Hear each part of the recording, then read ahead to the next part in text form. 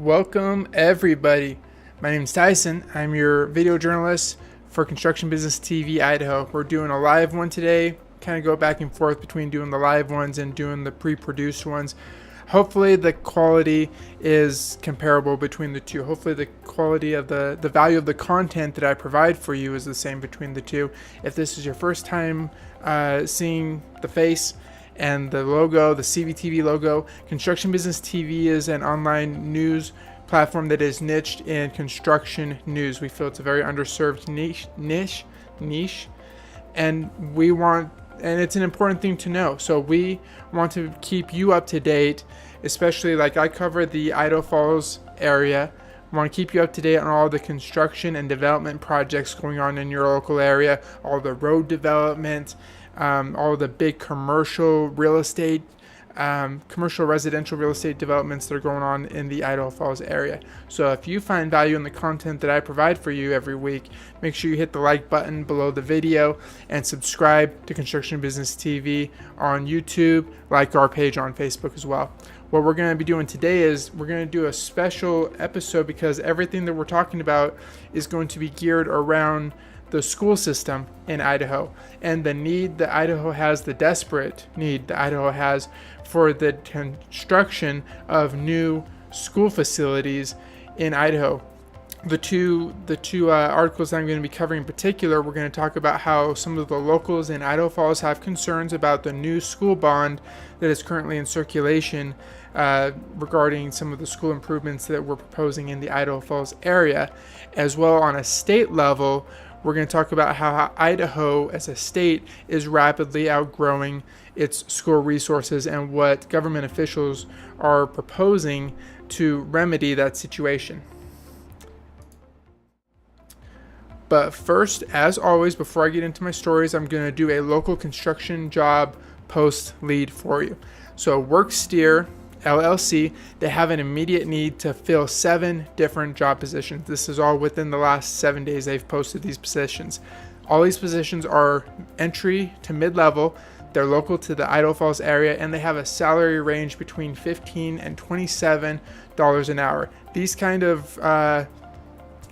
of pay rates make me question my career sometimes, because $27 an hour is not bad. So we have things such as apprentice electrician, apprentice plumber, carpenters, painters, concrete finishers. There's 7 of these positions. I'm leaving a link in the description below this video. You can follow that link to find the full list, as well as the details are surrounding all these positions, as well as how to apply for them if you're interested. All right, now let's hit off onto story number 1.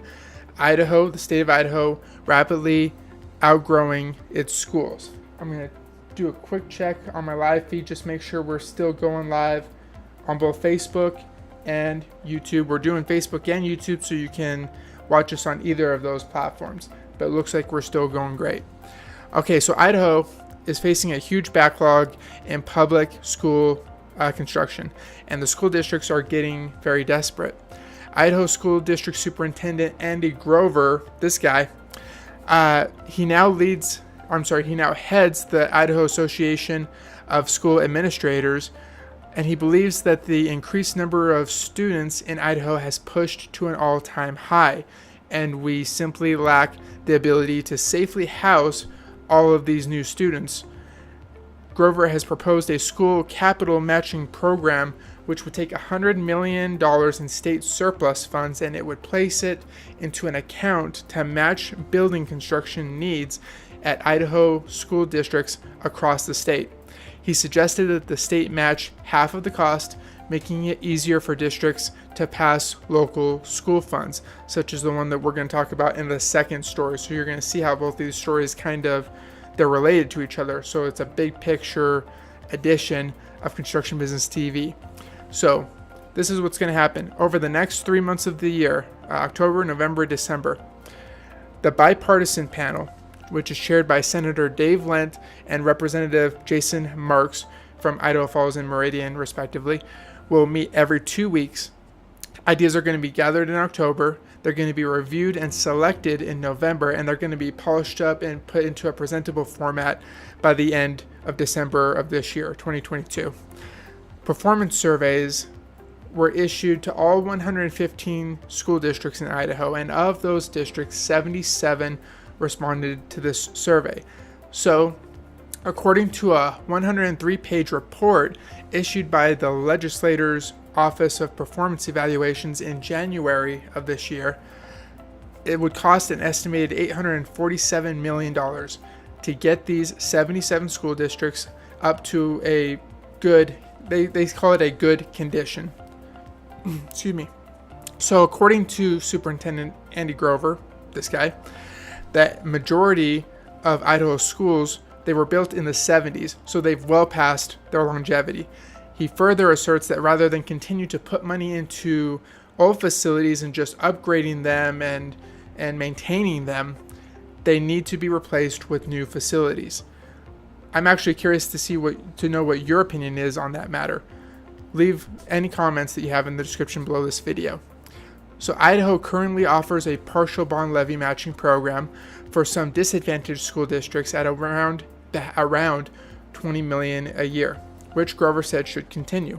But he said the capital match program would also add something up front that could help districts of varying sizes and means to get bonds passed. So this is only a section of this article that I'm reading from. The full article can be found in a link in the description below this video.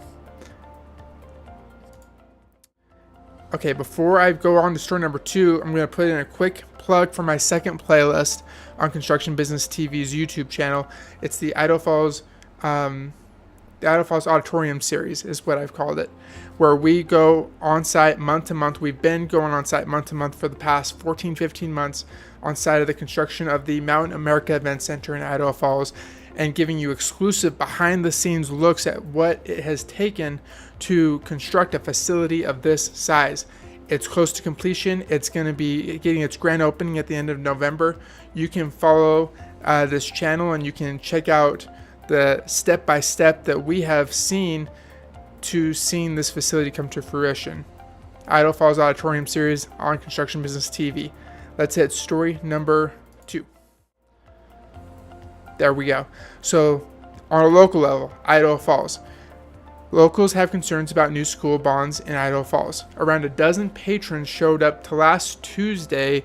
They had a early portion of the Idaho Falls School District open houses aimed to sharing information about its record-breaking $250 million bond issue that is set for this November's voting ballot.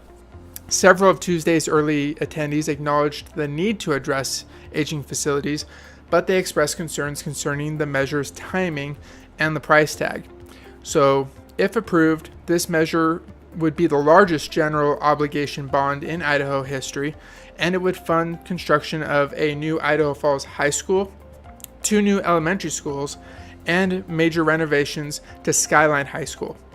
District leaders say the measure is needed to address a range of overcrowding and safety issues across this district. But the price tag has brought sticker shock to some in the community. Some locals think a measure closer to $100 million is more realistic, but even $100 million has proved challenging for Idaho Falls.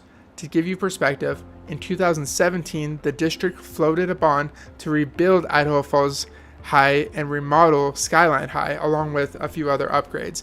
The price tag at that time, 2017, was $110 million.